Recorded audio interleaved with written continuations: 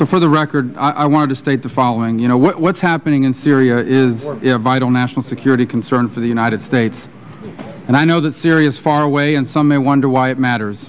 But it matters for several reasons. First, Syria is of vital importance to Iran and to their ambitions to become the foremost power in the region. They use Syria to arm Hezbollah and then to attack Israel. They use it to traffic weapons and terrorists to destabilize Iraq. Second, Assad is a dangerous anti-American dictator. For example, he helped terrorists get into Iraq so they could maim and kill American soldiers.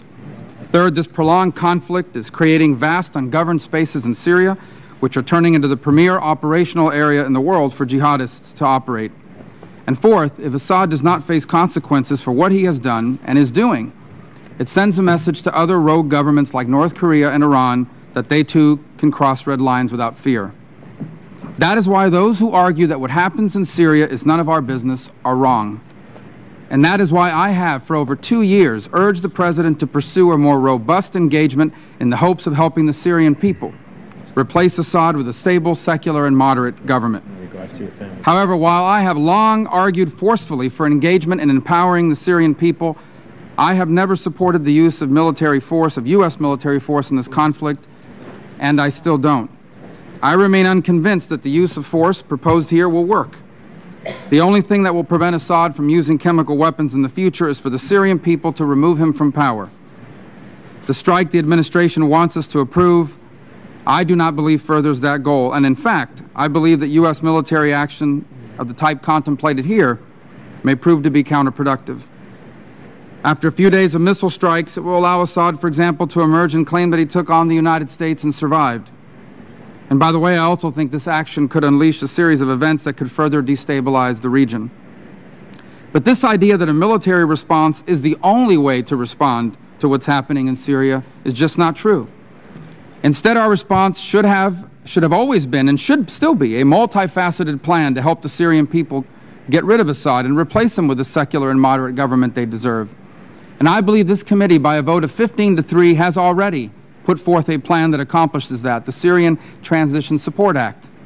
First, it would openly provide lethal and non-lethal support, or it would provide lethal support and increase non-lethal support to carefully and properly vetted elements of the opposition. By the way, we should only do this if we are able to identify rebel groups that will not transfer those weapons to al-Qaeda or other jihadist groups. Second, we would pursue severe sanctions against individuals and financial institutions that have provided or facilitated the sale or transfer of weapons, petroleum, and/or petroleum products to Assad. Third, we should create a transition fund that will assist a transition to a moderate transitional government in Syria in the aftermath of Assad's fall. And fourth, we should increase humanitarian aid to the Syrian people and to the countries that are hosting Syrian refugees. Let me close by recognizing that there is a movement afoot in both parties to disengage the United States from issues throughout the world. And it is true that we cannot solve every crisis on this planet. But if we follow the advice of those who seek to disengage us from global issues, in the long run, we will pay a terrible price. Because America is not just another country. It is an exceptional one, the most influential, the most powerful, and the most inspirational nation on earth. We must recognize that the world is a safer place when America is the strongest country in the world. When America doesn't lead, chaos follows. And eventually, that chaos forces us to deal with these problems in the most expensive and in the most dangerous ways imaginable. Just because we ignore global problems doesn't mean they'll ignore us. Instead, they become bigger and harder to solve. And sadly, Syria is just the latest example of that fundamental truth. Had we forcefully engaged in empowering moderate rebels earlier in this conflict, today, we would have more and better options before us.